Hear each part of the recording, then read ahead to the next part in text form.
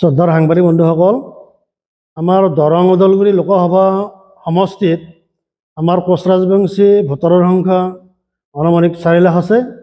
এই 4 লাখ ভোটাৰে আমি কোচ ৰাজবংশী আমি লোকসভাৰ সাংসদজনক নিৰ্ণায়কভাৱে আমি জয় কৰাৰ ব্যৱস্থা কৰিব পাৰোঁ। কিন্তু আমি একত্ৰিত হোৱা নাছিলোঁ, সেইকাৰণে আমাক হয়তো এই সুবিধাটো আমাক দিয়া নাছিল বা আমি পোৱা নাছিলোঁ। কিন্তু আমি এইবাৰ কি কৰিছোঁ, আমি 5খন জিলাই লগ লাগি আমি একত্ৰিত হৈ আমি নিশ্চয় আমাৰ কোচ ৰাজবংশীৰ এজন লোকক আমি জয়যুক্ত কৰাৰ ব্যৱস্থা কৰিম। আৰু যদি কোনো দলে যদি আমাৰ ৰাজবংশী সম্প্ৰদায়ৰ লোকক প্ৰাৰ্থিত্ব প্ৰদান কৰে, আমি ৰাজবংশী লোককহে ভোট দিয়াৰ ব্যৱস্থাটো আমি কৰিম। নহ'লে আমি নিজাববীয়াকৈ হ'লেও আমি নিশ্চয় প্ৰাৰ্থিত্ব দি আমি জয়যুক্ত কৰাৰ ব্যৱস্থা কৰিম। আমি ৰাজবংশী জাতিটো বহুত পিছ পৰি আছোঁ। এই পিছ পৰাৰ কাৰণে আমাক কোনো ৰাজনৈতিক দলে হয়তো আজিলৈকে আমাক কোনো সুবিধা দিয়া নাই। যে আমি আমাৰ নিজৰ সুবিধা আমি আদায় কৰি আনিব লাগিব, এইখিনিকে কৈছোঁ। আৰু লগতে আজি আমি এটা কথা আমি ধন্যবাদ দিব লাগিব যে তামোলপুৰ জিলা কোচ ৰাজবংশী সন্মিলনীৰ যিটো চিলাৰায় ভৱন, এই ভৱনটো বিটিআৰ প্ৰধান প্ৰমোদ বড়ো ডাঙৰীয়াই আমাক এইটো দিছে, 18 লাখ টকাৰে নিৰ্মাণ কৰি দিছে সুন্দৰভাৱে। আমি আজি তামোলপুৰ জিলাৰ কোচ ৰাজবংশী সন্মিলনীৰ লগতে 5খন জিলাই আমি তেখেতক ধন্যবাদ জ্ঞাপন কৰিছোঁ। তেখেতৰ যাতে কৰ্মময় জীৱন মধুৰ হয় তাৰ বাবে প্ৰাৰ্থনা জনাইছোঁ। ধন্যবাদ। জয়তে আপোনালোক কাকতালৈ মই অশ্ৰদ্ধ প্ৰণাম নিবেদিছোঁ। ইতিমধ্যে আপোনালোকে জ্ঞাত, যোৱা লোকসভা সমষ্টিত মঙলদৈ লোকসভা সমষ্টিৰ পৰা ভাৰতীয় জনতা দলৰ পৰা দিলীপ শইকীয়া ডাঙৰীয়াক MP হিচাপে প্ৰজেক্ট কৰিছিল। আৰু তেতিয়া সেই সময়ত দিলীপ শইকীয়া ডাঙৰীয়াই আমাৰ 5খন সাংগঠনিক জিলাৰ কোচ ৰাজবংশীৰ নেতৃবৃন্দক তেওঁৰ ঘৰত আহ্বান কৰি মাতি নি মৌখিকভাৱে কেইটিমান চুক্তি কৰিছিল। সেই সময়ৰ বিধায়ক অশ্বিনী ৰায় চৰকাৰৰ উপস্থিতিত। আৰু তেতিয়া কৈছিল যে তেওঁ আমাৰ কোচ ৰাজবংশী জনগোষ্ঠীটো সাংসদত উত্থাপন কৰিব যে কোচ ৰাজবংশী জনজাতিসকলক জনজাতিকৰণ কৰিব লাগে। আৰু দ্বিতীয়তে কৈছিল যে এই 5খন সাংগঠনিক জিলাত আন্তঃগাঁথনিৰ কাৰণে 10 লাখ টকাকৈ অনুদান আগবঢ়াব।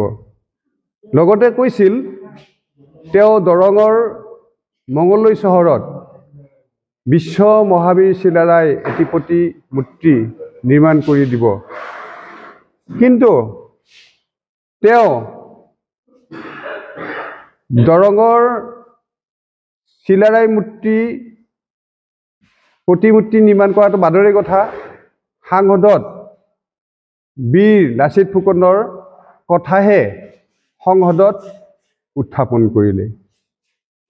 তেখেতৰ নাম সংসদত উত্থাপন কৰিছে, আমি ধন্যবাদ জ্ঞাপন কৰিছোঁ। কিন্তু সেই সময়ৰ মঙলদৈ লোকসভা সমষ্টিৰ 3,50,000 ভোটাৰে দিলীপ শইকীয়া ডাঙৰীয়াক জয়যুক্ত কৰিছিল আৰু বিশ্ব মহাবীৰ চিলাৰায়ৰ কাৰণে তেওঁ এষাৰো সংসদত মাত নামাতিলে। আৰু আমাৰ জনজাতিকৰণৰ যিটো বিষয় আছিল সেইটো উত্থাপন নকৰিলে।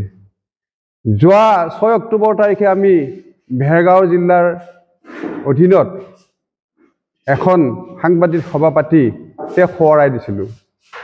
সোঁৱৰাই দিয়াৰ পিছতো তেওঁ আমাৰ এই কোচ ৰাজবংশী জনগোষ্ঠীটোৰ ওপৰত কোনো গুৰুত্ব আৰোপ নকৰিলে আৰু অৱহেলিত কৰিলে।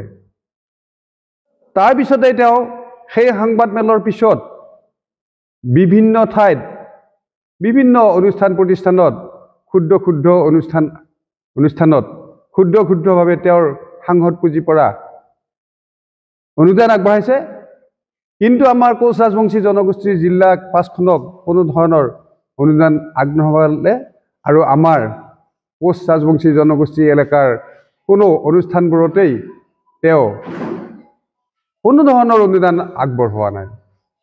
গতিকে আমি এইবাৰ যদি ভাৰতীয় জনতা প্ৰাৰ্থীৰ পৰা তেখেতক প্ৰক্ষেপ কৰে, তেতিয়াহ'লে আমাৰ কোচ ৰাজবংশী জনগোষ্ঠীৰ ভোটাৰে প্ৰত্যাখ্যান কৰিব। আৰু আমাৰ কোচ ৰাজবংশী জনগোষ্ঠীৰ লোকক প্ৰাৰ্থিত্ব দিবৰ কাৰণে আমি সকলো দলকে আহ্বান কৰিছোঁ। আৰু যি দলেই আমাৰ জনগোষ্ঠীক প্ৰাৰ্থিত্ব দিয়ে আমি সমৰ্থন জনাম। যদি আমাৰ জনগোষ্ঠীৰ লোকক প্ৰাৰ্থিত্ব নিদিয়ে কোনো দলেই, তেতিয়া আমি আজি এটা সিদ্ধান্ত বা আলোচনা হৈছে, আমি নিজাববীয়াকৈ আমি প্ৰাৰ্থী উঠাবলৈ সিদ্ধান্ত গ্ৰহণ কৰিছোঁ। আৰু আমি সাংবাদিক বন্ধুসকলৰ জৰিয়তে শুনিব পাৰিছোঁ যে BPF দলেও তেখেতলৈ প্ৰাৰ্থী দিব। আৰু তেখেতসকলক অনুৰোধ কৰিছোঁ যে তেখেতসকলে আমাৰ কোচ ৰাজবংশী জনগোষ্ঠীৰ লোকক যেন প্ৰাৰ্থিত্ব প্ৰদান কৰে। এইখিনি